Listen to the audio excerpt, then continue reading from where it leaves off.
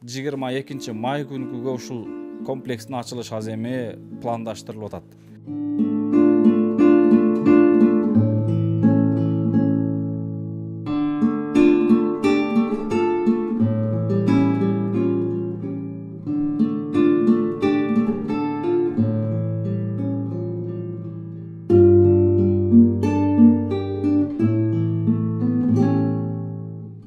Эртеңден баштап 2-3 күн бою Кудайым буйруса ушул муктаждарды киргизүү иштери болот.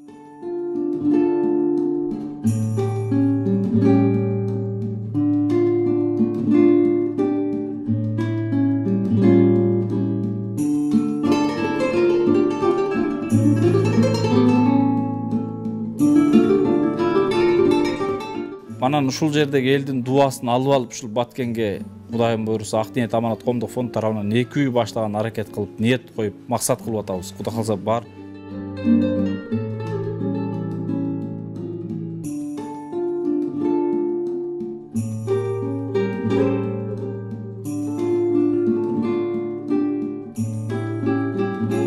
Ассаламу алейкум, урматтуу мекендештер, касиеттүү кыргыз элим. Бүгүн жеңиш күнү 9 май. Жалпыңыздардын жеңиш майрамыңыздар менен чын жүрөгүбүздөн куттуктайбыз. Бүгүн майрам күн. Буйруса эли журтубузда тынччылык болсун, аманчылык болсун, мына ушундай жеңиштер болуп, майрамдар боло берсин. Урматтуу мекендештер, кайрадан биз муктаждар комплексиндебиз. Азыркы учурда бизде иш өтө катуу болуп атат. Мынакей момундай иштер жүрүп, кыскасы бүтпөгөн иштерибиз бар эле. Мол жерде краска иштери, андан сырткары мол жерде комплекстин аты коюла турган маселелери, мол жерде лотоктор, көптөгөн жумуштарыбыз бүтпөй калган, бу чала калган иштерибиз бар эле. Ата экөөбүз азыр кайрадан өзүп келип, толук иштерди бүтүрүп берип атат. Азыр эле мол мына периланы краскалап бүттү, ушу перилалар бар эле, ушу перилаларды бүтүрүп. Кыскасы ачылышка болгону 2 жума убакыт калды, 14 күн. Момунда айтканда 14 күн убакыт калды. Азыр кызуу даярдыктабыз. Бүгүн биз азыр мол жерге дагы газон эге турган маселелер, ушундай иштер болуп атат, урматтуу мекендештер. Колубуздан келгени иштер мол жерде азыр 2-3 бригада иш жүрүп атат. Усталар ушундай иштер кетип атат. Калып кеткен иштерди аягына чыгарып туруп тапшыралы деп атабыз. Мына ушундай мекендештер, достор, бизде азыр Рамазан айынын аягы бүтөйүн деп атат. Бирок ошол убакыттарда Рамазан айынын аягында эртең Кудайым буйруса муктаждар комплексине биз жашай турган каармандарды алып келип киргизе баштайбыз. Биринчиси кышта кирген жакшы билесиздер. Чоң атабыз кышта кирип бул жерге жашоосун уланткан кышы менен жашады.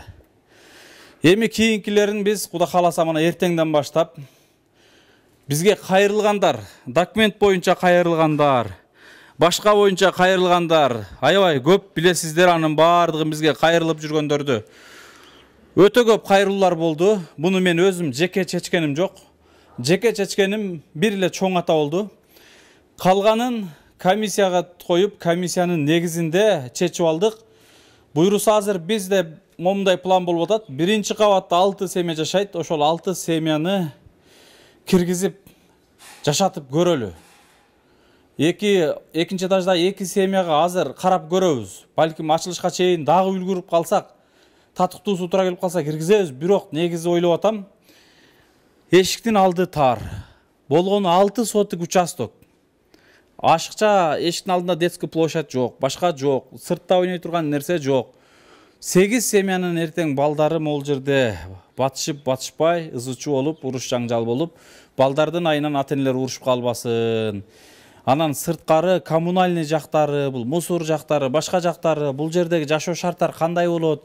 6 семьяны бир убактылуу бир 1-2 ай жашатып көрөйүн.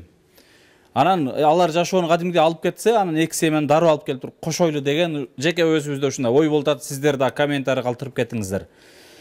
Бирок 8 семья сөзсүз муктаждарга берилет, бардыгы жашайт. Эгерде өздөрү биз ойлогондогудай бул жерде батышып, уруш жаңжалы жок жашайм десе, анда дароо берилет иншалла.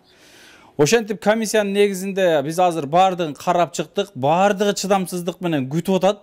Бирок кимдер күтүп атканы бир Кудайга маалым. Азыр менде жүздөгөн адамдар кайрылган. Бирок комиссияга салып, комиссия кайсыны тандап чыкканы дагы азыр мага табышмак болуп турат. Бирок мындай айтканда орчуну жашоосун билебиз, көргөнбүз. Ошого жараша тандалат. Эртеңден баштап 2-3 күн бою Кудайым буйруса ушул муктаждарды киргизүү иштери болот. Ачылышка чейин киргизүү иштери болот. Урматтуу мекендештер, касиеттүү кыргыз элим, өлкөбүздө, мекенибизде кандай гана оор кырдаалдар болуп атат, абалдар болуп атат, көрүп атасыздар. Андан сырткары биздин мынакей бул жакты көргөзө кетсеңиз да, иштер жүрүп атканын көрүп атасыздар. Мына үстүрттөн көргөзгөнгө аракет кылайлы. Шүгүрлөр болсун. Колубуздан келишинче ушул муктаждар үчүн 1-2 жыл бою аракет кылдык. Бирок 2 жылдагы чоң мээнет, эмгек бул эч нерсе эмес экен. Негизги чоң жумуш мына алдыда турат. Негизги чоң жумуш бул эмне? Негизги чоң жумуш бул жерде татыктууларына тапшыруу. Эртеңки күнү эл наразы болуп калбагандай, элге уят болуп калбагандай, ошол чыныгы муктаждар ушул жерде татыктуу пайдаланып, анан татыктууларын тандап алуу бул өтө чоң жумуш болуп турат. Бардыгынын көңүлүн калтырып ооруткун келбейт, бирок муктаждар өтө көп. Бул жерде багандай орун, үйлөр багандай саналуу гана болгондуктан бардыгын батыра албайт экенсиң. Кана бардыгын батыргың келет, бирок бардыгын батыруу кыйын болуп барат. Ошон үчүн көңүлдөр ооруп калабы, эми кандай болот? Тандоо маселеси өтө кыйын болду. Мындан сырткары көрүп атасыздар, урматтуу мекендештер, мен ачыгын айтканда 10 күндөн бери, почти 2 жумадан бери бир суткада уйкуга болгон 2 саат, 3 саат гана убактыбызды бөлүп атабыз. 2-3 саат гана. Күнү түнү тынбай ушундай иштер болуп атат. Кече күнү Баткенде 4 күн, 5 күн убактыбыз ал жакта кетип калды. Мына Баткен элинде эмне деген чоң, сыноо, кайгылуу маселе болду. Ушул ишимдин аягына чыгып, тапшырып коюп, анан ушул жердеги элдин дубасын алып алып, ушул Баткенге Кудайым буйруса Ак ниет аманат коомдук фонд тарабынан 2 үй баштаган аракет кылып, ниет коюп, максат кылып атабыз. Кудай калса бар бүтөөрү менен ундан тапшырары менен ошол жакка үй тапшырабыз. 22 май күнү, урматтуу мекендештер, 22 май күнгүгө ушул комплекстин ачылышы аземи пландаштырылып атат. Бирок Баткенде мындай окуя болуп турганда эмне болот деген маселе дагы ойлондуруп атат, жаратып атат. Бул план Баткен окуясына чейин план болгондуктан планды узарта албай калдым. Себеби азыр да ойлонуп атабыз. Себеби коноктор менен, келе турган аалымдарыбыз менен сүйлөшүүлөр, аларга болгон баягындай маселелери баардыгы чечилип, аларды ушундай бир ушул жака келе тургандагыдай бир сүйлөшүү жүрүп калды эле да. Эми анан аларга дагы узартып коелу, минтип коелу деш дагы кыйын болуп турат. Ошон үчүн койгон максаттардын аягына чыга берели деген аракет болуп турат. Чындыгын айтканда, урматтуу мекендештер, азыр айта турган сөзүмдү да таппай турам. Себеби азыр аргасыз видео менен бөлүшүп коюн тура көрдүм. Азыркы жумуштар эл сурантат, эмнеге видео чыгарбай атасың, эмне жоксуң го депчи. Эмне иштин үстүндө жүргөнүмдү көргөзүп коюн деп атам. Баткенден келери менен, келген Баткенге чейин дагы келери менен ушул комплекстин ачылышына кантип жетишем, кантип даярданам деп баягындай аракеттер болуп атат. Жетишсиз аракеттер болуп атат. Биз жалгыз экенбиз, чындыгында алсыз экенбиз. Эми Кудайдын буйругу, Алла Тааланын насиби менен аракет болуп атат, бирок Кудайыма шүгүр ушунча жардам берип атат Кудайым да. Бирок баягындай чоң, мисалы, имараттар, чоң компаниялардын открытиялары болсо, же чоң бир мечиттер, чоң имараттар, помещениялардын ачылышы болсо, алардын курчоосу чоң экен. Колунда иштей турган балдары, кыздары, жана башкалары бар экен. Алар бир жумушка бирөөсү чуркаса, бир жумушка бирөөсү чуркап, бирөөсү биягына чуркаса, бирөөсү биянын алып, а биздечи бирөөнү бир нерсеге айтайын десең, бардыгы өзүнүн жумушу, тирилиги. Ийнесинен баштап жибине чейин, устасынан баштап башкасына чейин бардыгы могул желкеде, моюнда. Ушунча ишти алып кетүү чындыгында өтө кыйынга жаралып турат. Мен сиздерге арданып аткан жерим жок. баягы кээде жетишпей калган учурда, азыркы учурда ушунчалык баягындай башкача абалда турабыз. Кандай кылсак, эмне кылсак ушунчасына чыдадык, бирок аягына чейин чыдайлы деп күнү түнү баягындай аракеттер болуп атат. Азыркы абал өтө баягындай башкача болуп турат. Себеби кечээки Баткендеги маселе дагы жүрөгүбүзгө оор сокку болду. Бирөөгө бир нерсесин бүтүрүшүп коюң же минтип коюң деп сурансаң, бир жумушун айтат, эми анда тирлиги бар, башкасы бар, ушунчалык арданып кетет экенсиң. Ушул жумуш дем шүгүр Аллах Таалам баягы биздин пешинебизге, мойнубузга берди, бирок кээде жок дегенде баягындай моралдык жактан дагы колдоого муктаж болот экенсиң.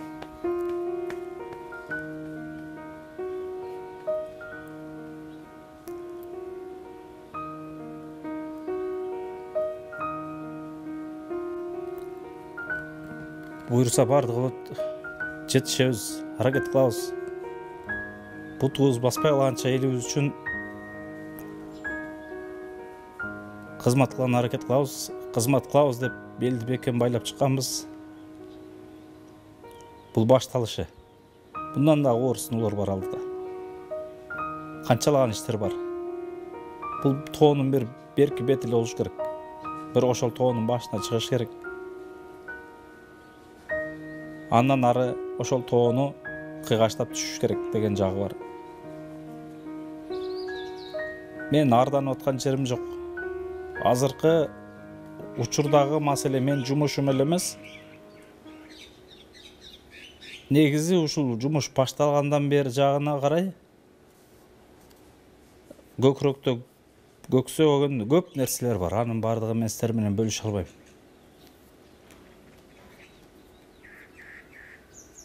Кандай адамдар келип жашайт, кимдер жашайт болду экен, ушунча чоң мээнет болду, ушунча элдин ырыскысы болду. Элге жаман көрүнүп калбайбы экен, эл капа болуп калбайбы экен, туура тандоолобу экен. Биз тандаган тандап ушул берген үйлөрдүн ээлери дагы ушул кадыр барыкка жетип жашарбы экен. Бул чуркаган эмгек мээнеттер эчтеке эмес. Негизги ушул маселе ушул жерде алар тартипти сактап, татыктуу ушундай условияны сонун кылып жашаса экен. Бизди алдыга баягындай жылдырып турганы жардамын берип, жок дегенде дуасы менен, колдоосу менен, жакшы сөздөрү менен ушундай колдоп турса экен деген ушундай бир ар кандай ойлор, урматтуу мекендештер. Чындыгында баягындай күнү түнү кыймылсыз аракеттин аркасында айрыкча кечээки Баткендеги чоң маселе жүрөгүбүзгө өтө оор сокку болду. Мындай сөз менен ал нерсенин баардыгын айтып жетиштирүү кыйын болуп турат. Бирок аракет кылабыз, урматтуу мекендештер. Касиеттүү кыргыз элим, ушунча жардам бердиңиздер, колдодуңуздар. Бирок бунун баардыгы муктаждар үчүн. Албетте биздин көтөрүп чыккан демилгебизди таштап койгонуңуздар жок. Жардам бериңиздер. Рахмат сиздерге, Алла ыраазы болсун. Бирок дагы да сиздердин материалдык жактан эмес, моралдык жактан колдооңуздарга ушунчалык муктаж болуп турабыз. Жетишүү чындыгында кыйын болуп, айтып атпаймынбы азыр, бияна чуркасаң бияна жетишпейсиң, аяна бассаң аяна жетишпейсиң. Буйруса бул күндөрдө өтөт. Бул дагы бир чоң сыноо мага. Албетте ушуга чыдасам дагы жогору бийиктеши мүмкүн, чыдабасам төмөндөп кетиши мүмкүн. Bundan da аша турган чоң кырлар бар. Буйруса бардыгынан чыгабыз, ашабыз. Кудай кааласа элибиз тынчтык болсо, заманыбыз бүтүн болсо, бул маселе эчтеке эмес. Баткендеги үйлөрдү кантип бүтүрүп алат экенбиз, Баткен жерине, Баткен элине бир чоң иштерибизди аяна чыгып алат экенбизби деген ушундай бир ойлор жаралып атат. Иншалла ошол Баткендеги үйлөрдү аяна чыгарып алсак, анан ошол жерге биз үй салган уруксат беришсе алар, бирок салабыз Кудай кааласа, иншалла аларды да бүтүрөбүз. Элибиз колдоп турган болсо, жок дегенде моралдык жактан колдоо болуп турган болсо, сөзсүз иштердин аягына чыгарабыз иншалла. Андыктан сиздер урматтуу бекендештер, жок дегенде көңүлдү оорута турган сөз эмес, жакшы сөздөр менен колдоп туруңуздар дейт элем. Эми ишти өз көзүң менен көрүп атасыздар. Мен мындай ооз эки айтканым жок. Өз көзүңүздөр менен көрүп атасыздар. Ар бир жумуштар ушул күнгө чейин отчету менен болду. Мисалы, сиздердин аманатыңыздардын бири да текке кеткен жок, кыянат болгон жок аманатка. Мына аманатыңыздардын баардыгы дарек болуп аткандыгы үчүн иштер ушундай жыйынтык болду. Мындай чоң жумушту бир даяр акча менен дагы кыла алганы бар, кылбаганы дагы болушу мүмкүн. Көп эле айтып атат. Бул нерсеге чындыгында эң негизи эрктүү жүрөк керек. Жетишүү кыйын. Көп ойлойт, акча болсо баары өтө берет депчи.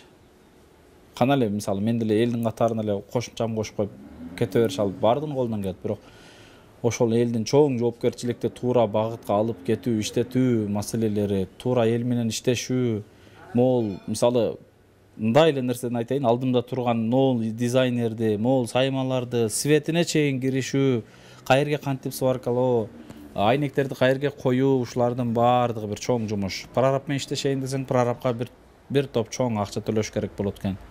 Ошон үчүн ушундай маселелер болот экен. Мен кечиресиздер, ыңгайсыздык жаратып койдум сиздерге. Болгону баандай кичине аарданып кеттим окшойт. Кудай кааласа баардыгы жакшы болот. Анча-мынча адамдардын жүрөктү ачыштыра турган сөздөрү чындыгында көздөн жаш аккан эчтеке эмес, жүрөгүңөн жаш агызат экен. Кече күнү Баткенге кийим чогултуп, базарларды кыдырып жүргөндө эмне деген сөздөрдү уктум. Жүрөгүм канагадай болуп ыйладым ошол жердечи. Мүмкүнчүлүгү болуп турат, бир носки бере албаган бир туугандарыбыз болду ушу Баткенде. Ошол Баткендеги окуяны, Баткендеги сыноону эч кимдин башына салбасын. Бул дагы элибизге берилип турган сыноо. Кудай кааласа баардыгы жакшы болот. Тынччылык болсо, аманчылык болсо. Убактымды кыскартайын, урматтуу мекендештер. Биз дагы жумуштарыбыз көп. Мен азыр шашылыш эле келип калып видео тартып калдык. Мен азыр алдыда иштерим көп. Бул жерде азыр уборка кыла турган эжелерибизди таап, уборка кылдырышыбыз керек, башка кылдырыш керек. Бүтпөгөн могул усталардын дагы бир-эки күн иштери болот. Ушундай маселелер бар, жетишпей аткан иштер бар. Ушулардын баардыгын ордуна коюп, ачылышка чейин кыскасы таманыбыз тешилип кетсе дагы бирок элдин алдында шерменде болбочудай болуп, ошол татыктуу инсандарга тапшырып, бир татыктуу ушунун ачылышын кылып коелу. Ушунча мээнети, чоң мээнетти. Анан кийинки ишке татыктуу өтүп кетейли деген ушундай ниет болуп атат иншалла. Жок дегенде жакшы сөздөр менен колдоп туруңуздар, дуа кылып туруңуздар. Тынч болуңуздар, аман болуңуздар. Рамазан айы кут болсун. Бүгүн орозонун акыркы күндөрү. Бири-бирибиз үчүн көп дуа кылалы. Бүгүн Рамазан айында кечиримдүүлүк күндөрү. Албетте бири-бирибиз үчүн көп кечирим сурайлы. Урматтуу бекендештер, урматтуу кыргыз элим. Кимдир бирөөңүздөргө катуу тийип, көңүлүңүздөрдү оорутуп алган болсом, Аллахтын ыраазычылыгы үчүн ар бириңиздерден кечирим сурайм. Мени кечириңиздер. Эгер кимдир бирөөңүздөрдүн көңүлүңүздөрдү оорутуп алган болсом, мени кечирип коюңуздар. Рахмат барыңыздарга. Тынч болуңуздар. Ассаламу алейкум.